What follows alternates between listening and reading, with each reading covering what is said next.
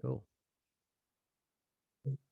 G'day and welcome back to the Spiritual Tradie podcast. Today I'm joined by Justin Geange.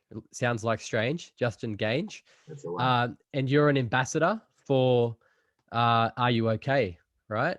Yeah, that's right, mate. Yeah, just a community ambassador, mate, by night, and a plumber working in mates and construction by day. Right. So, how you've been a tradie for how long? Yeah, mate, been in the game for about 31 years now. I know, I look like I'm 20, but it's all that work in the around sewage that helps me get through the day, mate. Right, keeps you looking young, huh? Does, mate. Yeah. Right. So you would have started back in the early 90s then. Yeah. I'm a Kiwi by birth, mate. So I kind of run away to Australia when I was 17, and came here and realised I needed to get some sort of employment under my belt. And so yeah, that began the tradie journey. Right. And what was the industry like coming up in that time as an apprentice? Yeah, I think it was. Yeah, it's a really good question, actually. You caught me on the hop. No, it was good. I really enjoyed I really enjoyed what I did, and I think there's something about that culture around all the stuff that we're talking about today probably wasn't there, but it certainly taught me a lot, and I was pretty passionate about it as a young fella, and loved hanging around with people, because they're, tradies are pretty fair dinkum, and we have a lot of fun. We cop a bad rap, but we actually have a lot of fun, and there's a reason why a lot of the entertainment pages are filled up with tradies that are they've all got great senses of humour and stuff like that. So I found it really cool. I learned a lot, not only in the trade but also and how to make people smile from time to time. Right. And how much has the culture shifted then over that time, would you say? Yeah, look, I think dramatically, mate. I work for a mob called Mates in Construction, and so we go onto construction sites and talk with people about mental health and suicide prevention. 14 years ago, we're getting doors slammed in our face. These days, we're run off our feet for sites, tradies and construction sites wanting us to come on and talk about something that's pretty important. Right. So do you want to give us a bit of a backstory about your journey then? Yeah. Look, I was born at an early age in New Zealand. I grew up wanting to be a singer, so I was on stage and all that sort of stuff as a young fella. Took me down some pretty dark paths. I was in and out of hospital after attempts on my life, and breakdowns and alcoholism and all that sort of stuff, all before I was 17. So I'd spent a tremendous amount of time being not incarcerated, but certainly in various levels of lockup. 17 came, and I got an opportunity to come over here, and so I came. I took it, grabbed it with both hands. Again, I tried to be an entertainer over here, but I was crap. So I got into the trade industry, and I had some great mates that I did life with: concreters, bricklayers, carpenters, and it was plumbing that I really loved. I wanted to be an electrician, but my dad said, "Get a trade first, son." So I did. To all the lofty Sparkies out there, sorry about that. But yeah, so I got my I was an adult apprenticeship actually in 1994 is when I first started my apprenticeship. Obviously 4 years later I became a tradesman, and then I climbed the ladder where I was, and I became a supervisor and eventually a facilities manager. So I had about 100 something tradies under me wing, sort of thing. How did you sleep? Oh, look, it was. I didn't get a lot because I try and there's always a lot of paperwork around this sort of stuff. But my thing was I really wanted to be there for the tradies, boys and girls, and so I'd turn up extra early, get all my paperwork done, so I actually sit down with people and talk with them, and that took its toll. But yeah, no, look, it's great, and that's that's part of the passion. I love people, and Mm-hmm. everyone shines with their own gifts and stuff like that. 2012 come along, mate. I thought I was bulletproof. I ran for my local seat in the state election. I got 8% of the vote, so it was not exactly, shaking mountains. But later that year, I also weren't you on reality TV at that year as well? Yeah. So that's so I was from the year 2000. I was Buck the Bronco for 20 years, or for 18 years.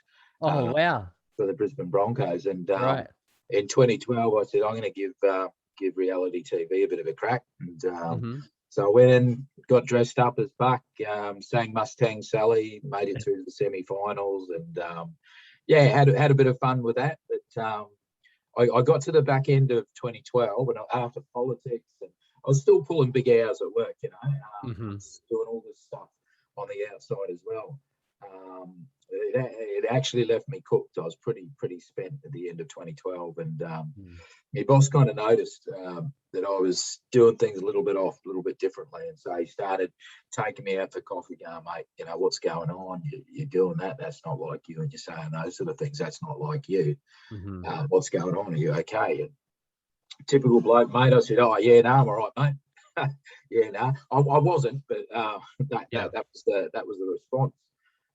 But he kept taking me out, kept pursuing, mate, and it was interesting because I think back, and each time he took me out, although I did say, yeah, no, I'm not okay, it actually gave me a little bit of a little seed of hope that someone gave a rip about me, Yeah. And, so did he invent "Are you okay"? Is he the? He did a pretty good job, mate. He did a really good job. So I don't think he claimed that. But no, he did a great job. I went back to his office, called the doctors, and I ended up in my local hospital in the psych unit, where they diagnosed me with a mental illness of bipolar type 2. So that was that part of that journey, and it was, I was pretty rattled. And swing the clock forward another 6 months, and impending job loss. There's some job restructuring in the place. So I've been there for 20 years, and now all of a sudden, looking down the barrel of being unemployed, and then I lost me nan, and that was kind of like the tipping point for me. And so I withdrew a lot, and I think on the 1st of August 2013 was when I tried to take my life again. And it was, it was really odd. The day, the morning of it, I sent an email to my wife, to my boss, and to a friend of ours. I said, look, I'm sorry for letting you all down. I'm done. I'm cooked. I'm spent. And that was it. And my wife had a bit of a gut instinct, or a revelation or something. She said, so I didn't let anyone know where I was, and but she said she had this instinct within her that she needed to go to one spot. So she got her friend, and they drove an hour south of where we lived, and they pulled into a car park, and the first car they saw was my car. Miracle. They found me. So miracle number one. Try to get me out of the car. Look, I know I look supermodel good looks, but heavy bones, mate. They couldn't get me out of the car. Next minute, a car pulls up beside them. A big Polynesian nurse picks me up like a rag doll out of the car, throws me on the asphalt. My wife applies CPR the only way she knows how, and starts slapping me around the face. And they got a murmur out of me. They got to me in time, and so. Yeah, miracle upon miracle, I find myself back in that same hospital that I was the year before, where I was diagnosed. And mate, I was, like I said, I was cooked. I felt like a failure, and then all of a sudden, I started getting all my tradie mates, mate, from 20 years in the game back then. All my tradie mates coming up to visit me, going, "Why, mate? Why?"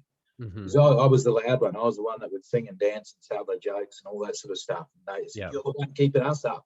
Why? What's going on?" And I just didn't have the energy to put on that mask, to put on that fake mask anymore. And so I became transparent with my story. Mm-hmm. And a really interesting thing happened, mate. That transparency actually gave my mates permission to share stuff. Mm-hmm. And what I found out is, mate, that we're all going through stuff. Mm-hmm. We weren't talking about it. You know, we're talking about the footy, we're talking about this, that, and the other, but we Mm-hmm. weren't talking about stuff that matters. And so for me, that was my turning point. The reason why I do this stuff with RUOK, with mates, with all, you know, having conversations with good people like yourself, to say, you know what, it's okay to talk about this stuff. And if we actually do, we give each other permission to be okay and to not be okay. Yeah. And that's okay. Yeah. And so, so you guys, because RUOK Day is a universal thing, but you guys are using it specifically to target the trades industries. Yeah. And so how exactly are you doing that? Like, how do you do that? Yeah, look, I guess it's what we want to do is we want to give tools. You know, I mean, this is the vernacular that we, you know, we live in. Are you a concreter, mate? You know, Yeah. We all have tools that we use, tools and equipment that we get a job done with. Mm-hmm. And so what we're saying is, you know, having a conversation with the mate, you're just using a different set of tools. Mm-hmm. And what we want to do is we want to give people the confidence. A lot of people, when I talk about this, and they say, you know, I don't ask my mate if they're okay because I'm afraid that they're going to say no. Yeah. And I said, oh, that's, yeah, mate, I hear, but I mean, you don't have to be a counsellor, a psychologist, a social worker, mate. You just have to care enough. You don't have to fix them. As a plumber, I fix stuff, you know. Yeah. Well, I try to anyway, you know. Yeah. But as a mate that cares about a mate, who's worried about a mate, that's not my role. There's plenty of people pay lots of money to actually help someone out, but I can act as a connector. I can act as someone that can, you know, give you that confidence to get that person to the help that's available. Because I know when I was struggling, you know, I've been taught since I was knee high to a caterpillar that I don't put my hand up when I'm struggling. Yeah. So we're coming at it from the aspect of mates helping mates, offering help, rather than saying, hey, tradies, put your hand up when you're struggling. Mate, it's like concrete trying to put your hand up when you're struggling. But as a mate, I'll turn up for you, mate. If you got a flat tire, I'll help you out with that. If you've got a busted leg, I'll drive you to work. That's what we do. That's the way we've always been. So we're saying, hey, it's no bigger stretch to actually call your mate out on what you notice. Have that conversation. Don't fix them. Listen to understand. When all those people were visiting me in hospital, I didn't want anyone to fix me. I just want to be heard. And so we listen to understand, and then we go, fair dinkum, man, you got a bit on your plate. How about I hook you up with someone that might be able to keep you safe, might be able to help you get through what you're going through right now. So that's the tools and equipment. It's that confidence to be able to say, do you know what, I'm not an expert, but I do care. And that's the number one thing that we all need to bring to the plate. I care enough about you, mate. I don't want to see you go down a tough road. How about we get you to someone that can keep you safe? Yeah, that's a great reminder too, because oftentimes we can feel like if we're asking, are you okay, and someone's not okay, it then becomes our problem. We take that on board rather than being aware that there's other help, and you can help support someone to step in that direction and start getting the help they need. Yeah. And like you said, we to some degree, we're all going through our own shit, and you know, whether we're aware of it right now or where it builds up until the point that we can't ignore it anymore, everybody's going through a lot of shit, especially in this time where, you know, like you said, the stability around the jobs and the lockdowns and all that stuff is putting pressure on people, you know, families, income, all that kind of thing is just escalating the mental health crisis that's already been developing in this country and probably around the world for the last 20 years. And it's just bringing it all to the surface. So definitely there's no shame in putting your hand up and saying, hey, I'm not okay. And what can we do about it? Yeah, it lets people know you're human, mate, you know. And as you say, the current climate of the world at the moment is so many different layers. People are still having relationship dramas, financial dramas, more so, you know, anxiety about job loss. Will I have a job? You know, how am I going to pay my mortgage? All those sort of things are still in the background. We're adding extra layers of uncertainty around the current climate of the world. So people are doing it tough out there. But the only way we're going to get through this is by, by holding each other up, by supporting each other through the prickly stuff, and knowing that we will get through it. We will get. And so what if someone's listening right now and they're not doing great right now? What would you recommend for them to do right now? Yeah, look, I get this question a lot. It's like my heart goes out to you too. My experience is my experience. So I don't claim to be the expert. I claim to say that, sometimes life is tough. Sometimes life is tough. But that whole adage of, a burden shared's a burden halved. It's about hold on, reach out if you can reach out, but hopefully you got mates that are listening around you that can actually do something to step in and maybe just keep you holding on to get you through this pointy bit at the moment. If you can reach out and talk to someone you trust. So some people say, I'm not going to see a psychologist or anything like that. That's cool. Look, different horses for different courses.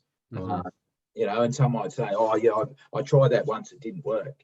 Well, I always come back with, if I have a bad pizza, I don't stop eating pizza. Right. I go to a different pizza shop.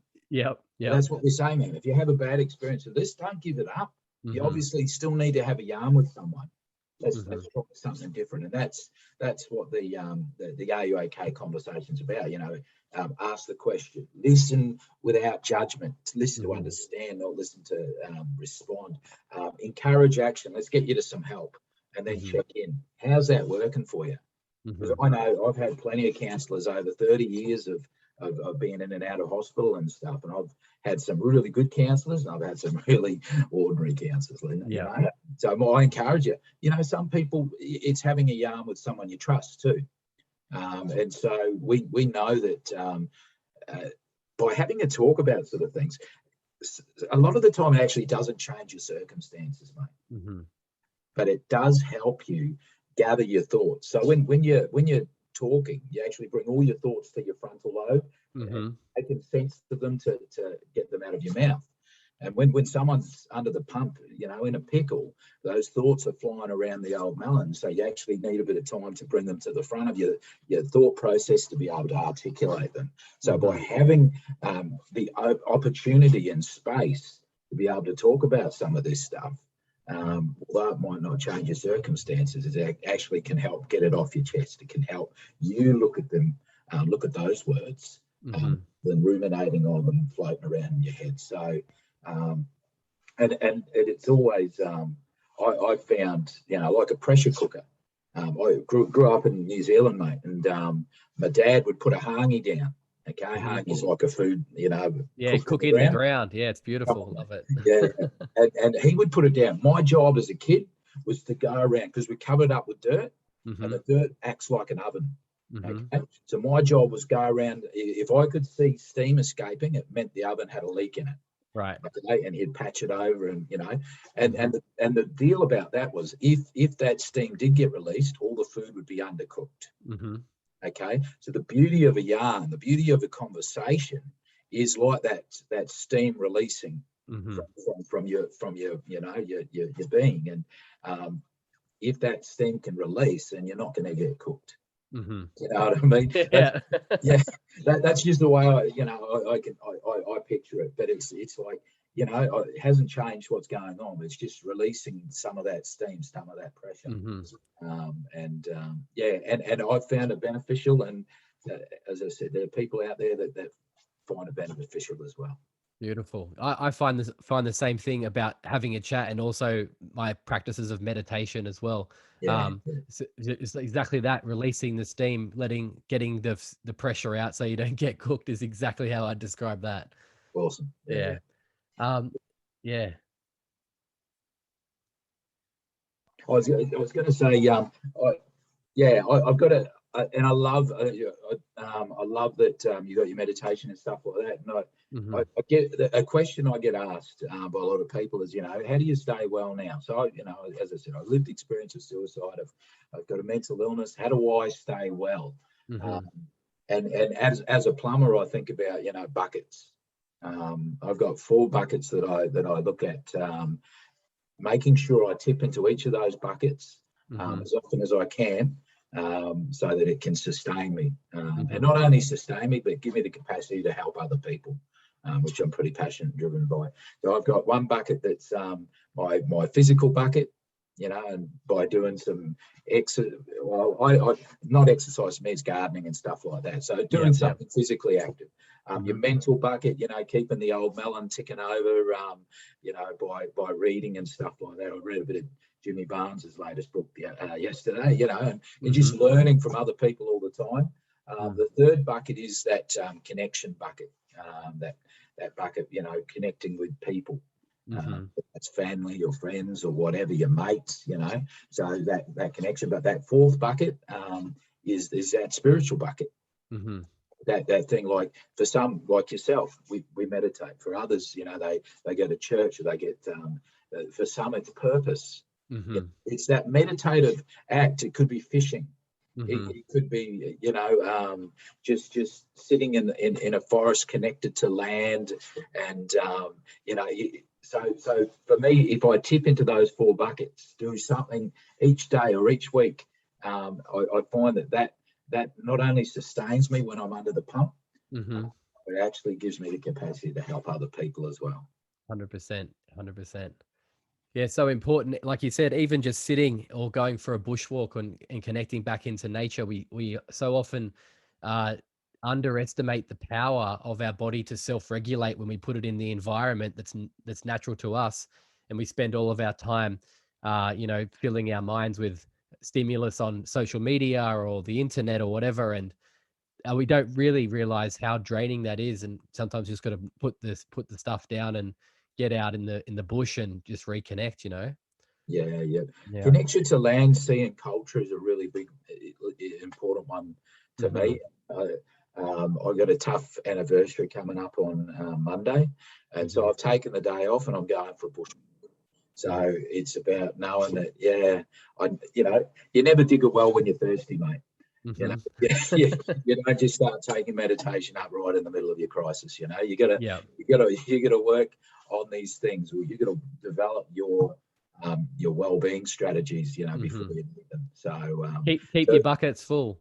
Yeah, keep them full, mate. Look, I always use the analogy as a plumber, mate. We got a test bucket. So a test bucket, you got to have enough water in there so that when you push, you pump up the water lines, they're not going to burst. Okay, so if it's not enough water in that test bucket, mate, you're cooked from the start. So tip into it, baby.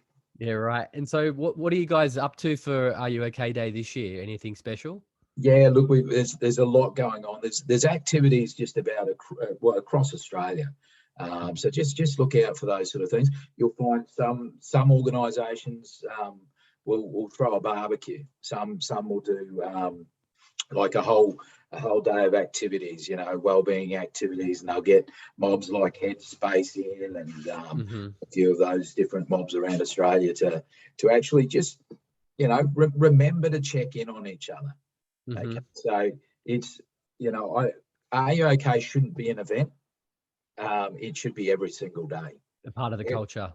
Yeah, every single day. Rock up, care about your mates, care about your friends, care about your family members enough to notice when they're off, and call them out on what you notice and get them to help if they need it. Yeah. So yeah, but this year there's check out your local guides, because I know there's cupcakes, there's morning teas, there's barbecues. I'm from construction, mate. If there's not a barbecue going, I'm not there. So there's nothing quite like a free sausage that gets the gum slapping. Yeah. So keep an eye out, and it should be fun. Great. Is there anything else that you wanted to add before we wrap this one up? Yeah, look, I think, just those simple things. Are You OK Day this year is on the 9th of September. But as I said, don't wait till the 9th of September to notice your mate struggling. Ask the question and use all those reasons, mate. You're not like yourself. You're doing that. You're saying that's not like you. What's going on? Are you okay? Ask, listen. If they say no, don't be rattled. Just listen to understand. Listen without judgment. Listen to understand, not to respond, and then encourage action. Man, I'm just a dodgy old plumber from Queensland. I don't know what to do. How about we hook you up with someone that might be able to keep you safe, might be able to help you out. Yeah. I'm not the expert. And then check in, mate, how did that go for you? Is it working? If it's not, that's cool. Don't stop eating pizza. Let's find a different pizza shop for you. Okay. Ask, listen, encourage action, keep checking. So, Beautiful. happy days. Too easy. Thanks, Justin. Appreciate your time today. Yeah, mate. Appreciate you, reaching out there to us tradies, mate. We need to be pretty okay with having these conversations. I'm grateful for people like you, mate. 100%. I'm always open to having the conversation and understanding that, like, mental illness or thoughts that aren't necessarily life supporting or constructive are a part of everyone's experience, and really normalizing that we go through these things, and you might think you're past it and you might hit another wave of it in another year's time or another 2 years time, and that it's absolutely normal to have those thoughts, but we just got to develop the capacity to see those thoughts as not what we are, not who we are, and just the kind of the noise, the stress in the body, the stress that we're going through can create that, and take the time to, do a yoga practice, do some meditation, do some exercise, get the energy out of the body if it's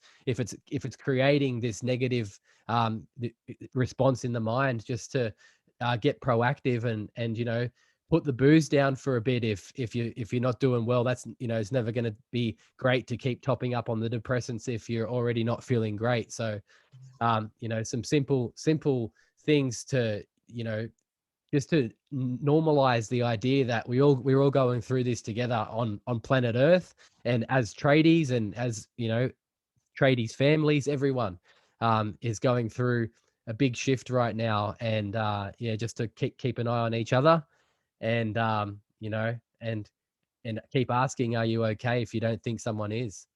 Yeah. Yeah. Cheers, mate. Cheers, mate. Thanks again. Have a good one.